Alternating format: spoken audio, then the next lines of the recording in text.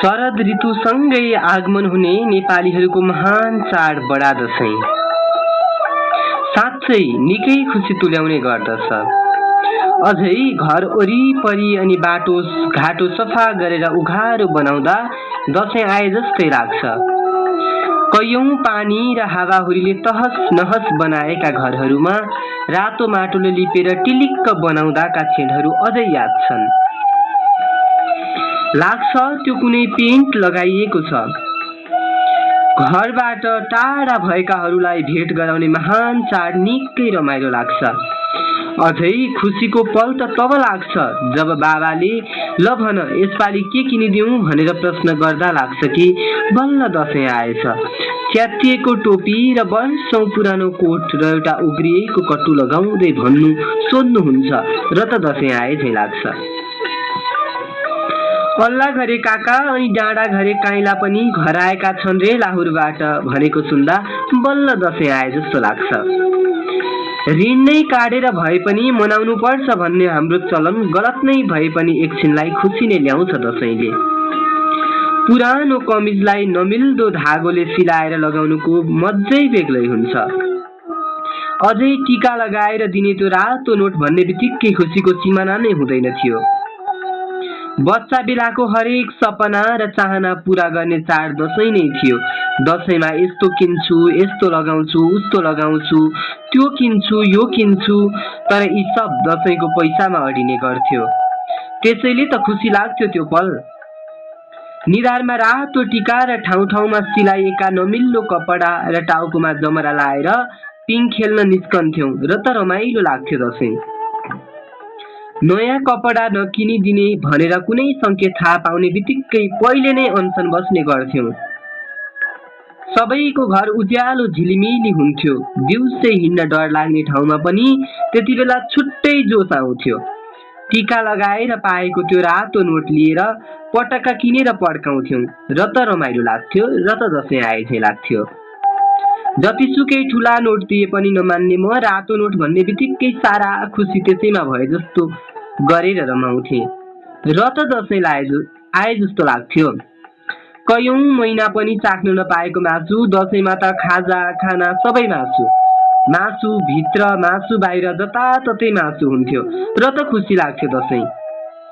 साथी सङ्गिनीले नयाँ लुगा लगाएर देखाउनै भए पनि आउँथे। आफू पनि बाबाले किनिदिनु भएको त्यो नयाँ जुत्ता र टी सर्ट टक्क लगाएर निस्कनुको सान्नै बेग्लै लाग्थ्यो।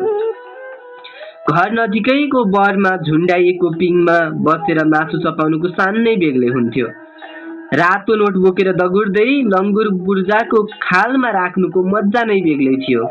आशीर्वादको लागि भन्दा पनि रातो नोटको लागि लगाएको टीकाको महत्त्व नै बेग्लै थियो। टीकाको दिन घाँस काट्न भ्याइँदैन भनेर अघिल्लो दिन टन्न घाँस काटेर थुपार्नुको मजा नै बेग्लै हुन्थ्यो। दशैंमा टीका लगाउन आउने आफन्तले ल्याइदिनु भएको कोसेलीका पोका खोतलेर नरिवलका टुक्रा र मिठाई खानुको मजा नै बेग्लै हुन्थ्यो। कैयौं समय लगाएर टाढाको मामा घर जानुको महत्त्व झनै बेग्लै हुन्थ्यो। मामा घरमा दिने धेरै रातो नोटको महत्त्व झनै बेग्लै हुन्थ्यो।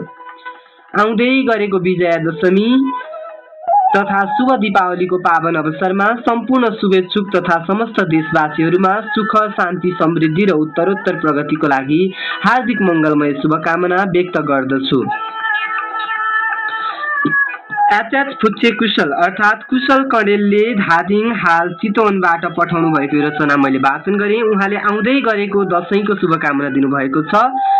यो उहाँले दशैं आउनुभन्दा केही समय अघि पठाउनु भएको थियो र हाल हामीले दशैं विशेष श्रृङ्खलामा उहाँको यो मिठो सन्देश वाचन गरेका छौं। कुशल कणेल लगायत सम्पूर्ण सृजनशील समाज नेपाल टिमको तर्फबाट विजया दशमी 2077 को हार्दिक मङ्गलमय शुभकामना व्यक्त गर्दछौं।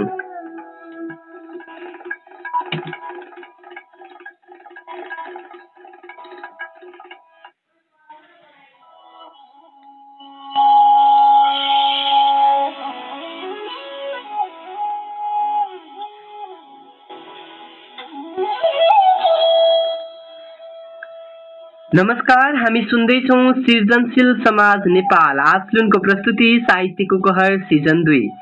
र यो हो साहित्यको कहरको 42औं श्रृङ्खला अर्थात् 10औं विशेष श्रृङ्खला भाग 2। नेपाली भाषा, नेपाली साहित्य, नेपाली संस्कृति अनि समाज सेवाको क्षेत्रमा केही गर्न सकिन्छ कि भन्ने उद्देश्यले सृजनशील समाज नेपाल आस्लुन सदैव प्रयत्न गर्दैछ, सधैँ तत्पर छ। साथ लागेको आस्लुनले साहित्यिक मनोरञ्जनको लागि सुचारू गरेको साहित्यको कहरको यो दोस्रो सिजन हो र दोस्रो सिजनको 42औं श्रृङ्खलामा हामीले 38 र 39औं श्रृङ्खलामा वाचन गरेका कार्यक्रम विशेष रचनाहरूमध्ये छुटपुट भएका केही रचनाहरू छन्। ती रचनालाई हामी आज निरन्तरता दिनेछौँ। आजको श्रृङ्खलामा हामीहरू सोही कार्यक्रमका रचना वाचन गर्नेछौँ। पहिलो रचना खुरखुरे 8 राप्ती नगरपालिका चितवन प्रदेश नम्बर 3 बाट सोमनाथ कडेल अर्थात् कुशल कडेलले पठाउनु भएको छ। एउटा मुक्तक स्वीकार्नुहोस् यो मुक्तक। गोली बारुद चल्दा घर देश चर्किएको सम्झने त हो। गोली बारुद चल्दा घर देश चर्किएको सम्झने त हो। जातीय आवाजले नै जनता तर्किएको सम्झने त हो। पार नलाग्ने कुरा हिजो भाषणमा बोली त हाल्यौ। पार नलाग्ने कुरा हिजो भाषणमा बोली त हाल्यौ। र तिनै बाण आज आफैमा फर्किएको सम्झने त हो। गोली बारुद चल्दा घर देश चर्किएको सम्झने त हो। गोली बारुद चल्दा घर देश चर्किएको सम्झने त हो। धन्यवाद कुशल कडेललाई। साहित्यिक यात्रा उहाँको शुभ रहोस्, सफल रहोस्, यही शुभकामना दिँदै विजयादशमीको हार्दिक शुभकामना व्यक्त गर्दछु। त्यस्तै आजको श्रृङ्खलाको लागि अर्को रचना हामीले लिएका छौँ। सोही कार्यक्रमबाट सरोज आचार्यले रसुवाबाट पठाउनु भएको रचना। उहाँले गजल पठाउनु भएको छ, कृपया स्वीकार्नुहोस् यो गजल। मायाको रीत नै यस्तै हो किन भनेर गयौ। मायाको रीत नै यस्तै हो किन भनेर गयौ। धोदिनी मायाको चलन भनेर गयौ। म आफै मायामा हारेको मान्छेलाई, म आफै मायामा हारेको मान्छेलाई बिछोडको यस्तै हो जलन भनेर गयौ। मायाको कोपिलाले फूल बन्न नपाउँदै, मायाको कोपिलाले फूल बन्न नपाउँदै अब त तिमीसँग मर्यो मन भनेर गयौ। मायाको रीत नै यस्तै हो किन भनेर गयौ। धोका दिनी मायाको चलन भनेर गयौ। तिमीलाई कहिले छोड्दिन भनेकी थियौ, आज यस्ता जाबा माया चाहिँदैन भनेर गयौ। तिमीलाई कहिले छोड्दिन भनेकी थियौ, आज यस्तो जाबो माया चाहिँदैन भनेर गयौ। मायाको रीत नै यस्तै हो किन भनेर गयौ। धोका दिनी मायाको चलन भनेर गयौ। अन्तिम शेरमा छु म। भयो छोड्देऊ अब कति तडपाउँछौ भनेको थिएँ। भयो छोड्देऊ अब कति तडपाउँछौ भनेको थिएँ। किन तिमी को हो र तिमीलाई चिन्दिन भनेर गयौ। किन तिमी को हो र तिमीलाई चिन्दिन भनेर गयौ। मायाको रीत नै यस्तै हो किन भनेर गयौ। धोका दिनी मायाको चलन भनेर गयौ। मायाको रीत नै यस्तै हो भनेर गयौ। धन्यवाद सरोज आचार्यलाई। उहाँले रसुवाबाट पठाउनु भएको यो रचना मैले वाचन गरेँ।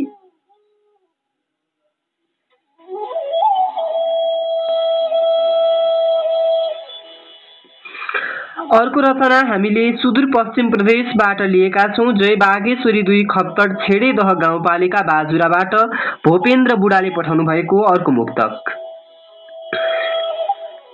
पसिना बेचेर बाउले छोरालाई सहर पठाउँछ।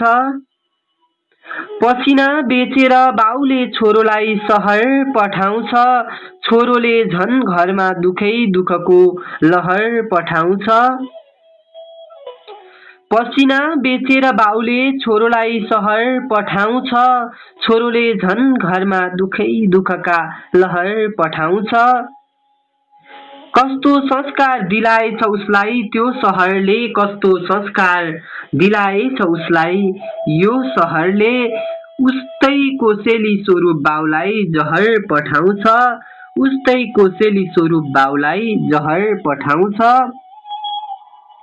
पसिना बेचेर बाउले छोरालाई सहर पठाउँछ, छोरोले झन् घरमा दुखै दुःखको लहर पठाउँछ। धन्यवाद भूपेन्द्र बुढालाई, उहाँलाई पनि साहित्यिक यात्रा शुभ रहोस्, सफल रहोस् यही शुभकामना व्यक्त गर्दै विजया दशमी 2077 को हार्दिक मङ्गलमय शुभकामना व्यक्त गर्दछौँ।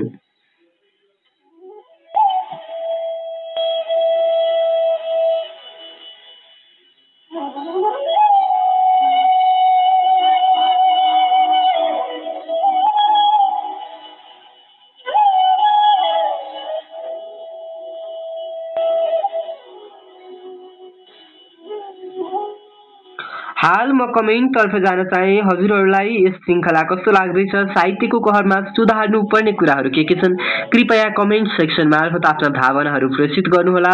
र साथै यदि तपाईहरू आफ्नो रचना यही श्रृङ्खलामा वाचन गराउन चाहनुहुन्छ भने लाइभ चल्दा चल्दै आफ्नो रचना कमेन्ट सेक्सनमा प्रेषित गर्नुहोला, हामी लाइभमा नै वाचन गर्नेछौँ।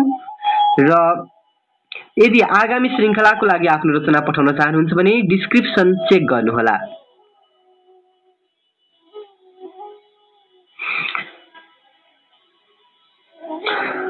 अबको क्रममा म अर्को रचनातर्फ लाग्न चाहे। सो रचना भन्दा पहिला म कमेन्ट सेक्सन तर्फ लाग्न चाहे। हरिश जोशीले नमस्कार आफ्टरनुन भन्नुभएको छ, हरिश जोशीलाई नमस्कार। त्यस्तै साहित्यको कहर सेयर गर्नु अनुरोध गर्दछु। स्काई पुरा लिसनिङ बुवालाई पनि हार्दिक स्वागत गर्दछु र साहित्यको कहर सिजन 2 श्रृङ्खला 42 सेयर गर्नु अनुरोध गर्दछु। त्यस्तै श्रेष्ठ सरोज इज लिसनिङ, सरोज श्रेष्ठजीले नमस्कार, सृजनशील समाज नेपाल परिवार भन्नुभएको छ। सरोज श्रेष्ठलाई पनि हार्दिक नमस्कार ज्ञापन गर्दै साहित्यको कहर सेयर गर्न अनुरोध गर्दछु। त्यस्तै सुभाष देवकोटाले नमस्ते भन्नुभएको छ। बबिना अर्यालले हेर्दै हुनुहुन्छ, दुवैजनालाई नमस्कार र श्रृङ्खला सेयर गर्नु अनुरोध गर्दछु। त्यस्तै बबिना अर्यालले ग्रेट वर्क भन्नुभएको छ, स्टिकर हामीलाई प्रेषित गर्नुभएको छ। बबिना अर्यालजीलाई हार्दिक धन्यवाद ज्ञापन गर्दै म अबको क्रममा गोपाल खनालले नुवाकोट तारकेश्वर गाउँपालिका 1 खनाल गाउँ हाल पोखराबाट पठाउनु भएको इतिहास मेटिन लाग्यो शीर्षकमा रहेको कविता वाचन गर्न चाहन्छु। स्वीकार्नुहोस्, इतिहास मेटिन लाग्यो।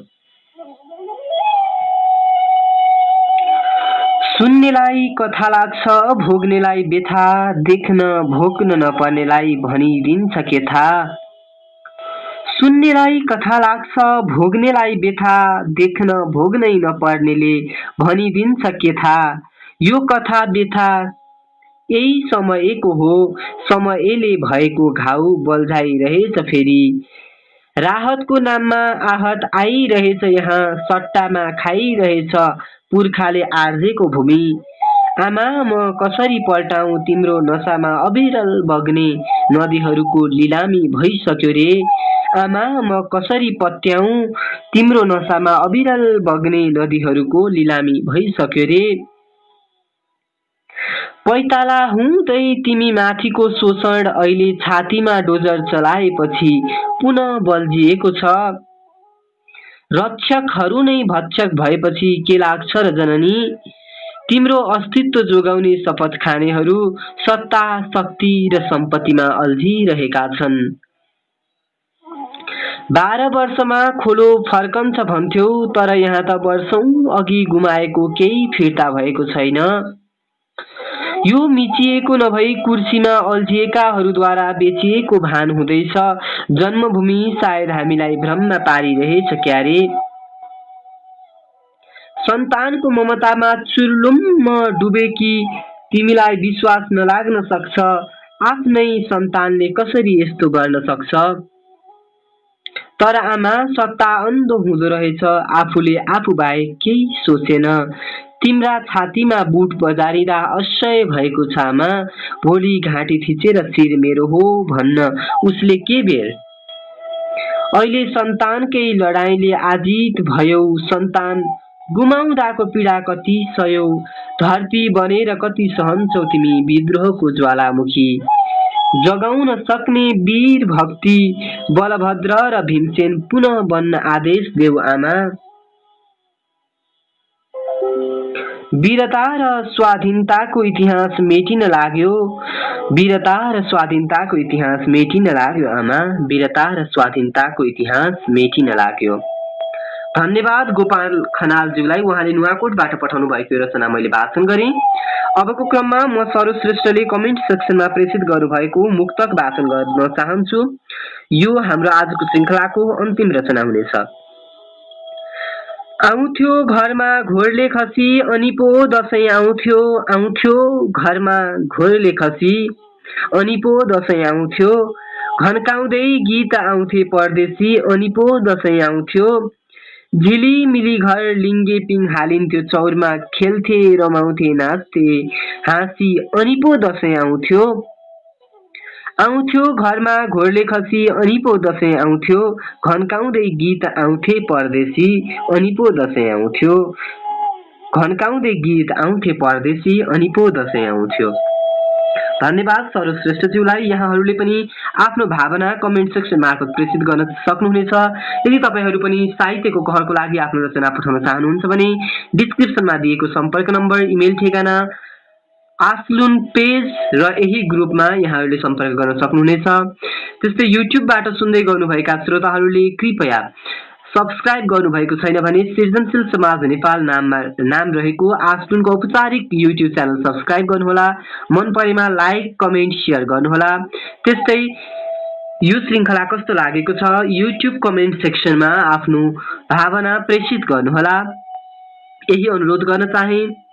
त्यस्तै यदि तपाईहरूलाई रचना पठाउन असमर्थ छ र मलाई नै रचना पठाउन चाहनुहुन्छ भने डिस्क्रिप्सनमा मैले मेरो profile link, Facebook profile link दिएको छु, युट्युबमा पनि दिएको छु र फेसबुकमा पनि दिएको छु। यहाँहरूले मेरो प्रोफाइल लिङ्कमा गएर मलाई इनबक्स गरेर समेत आफ्नो रचना पठाउन सक्नुहुनेछ। सृजनशील समाज नेपाल आश्रमका सदस्यहरूले आफ्नो सम्बन्धित समूह प्रमुखहरू मार्फत आफ्नो रचना पठाउन सक्नुहुनेछ। यति भन्दै आजको श्रृङ्खलाबाट म बिदा माग्ने अनुमति चाहन्छु। पुनः भेट हुनेछ भोलि बेलुका 8:30 बजे 43औं श्रृङ्खला दशैं विशेष श्रृङ्खलामा। शब्दसँगै सेवा गर्छ संस्कृतिको उत्थान अनि जय देश जय राष्ट्र नारा लाउँछ आस्लुन पनि। शुभरात्रि, धन्यवाद। जय देश जय आस्लुन।